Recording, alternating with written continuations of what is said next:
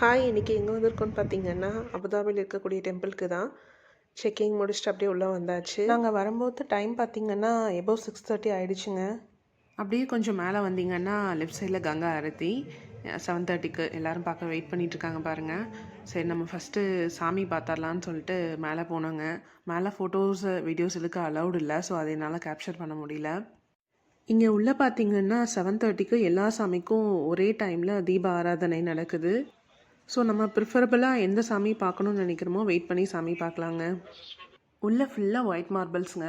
வெளியே பார்த்திங்கன்னா குட்டி குட்டி சிற்பங்களோட ஒரு பிங்கிஷ் ப்ரௌன் கலரில் வந்து ரொம்ப அழகாக அருமையாக வடிவமைச்சிருந்தாங்க.